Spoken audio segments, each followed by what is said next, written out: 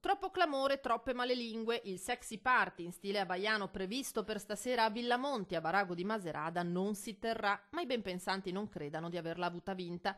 Non è stato annullato, solo trasferito di sede. Si svolgerà, senz'altro con maggiore discrezione, in un locale, chiamiamolo del settore, quello degli scambisti, nel Veneziano, a Musile di Piave. Inalterato il programma della serata, con tanto di schiuma party e giochi sexy nel parco naturista. A darne notizia gli organizzatori, firmati Vento di Passione, che dunque tirano dritto su un evento che nei giorni scorsi, quando era diventato di dominio pubblico, aveva attirato gli strali della gente del paese, preoccupata evidentemente per i personaggi che potevano riversarsi nel piccolo centro, e che forse pubblico lo era improvvisamente diventato ad arte, quando un anonimo ha avvisato i media proprio per ottenere questo risultato finale. Il trasferimento in altra sede dell'evento, che a qualcuno potrebbe fare comodo, visto anche il numero di affezionati del genere. Il mondo dello scambismo in Veneto coinvolge, secondo i bene informati, circa 20.000 persone.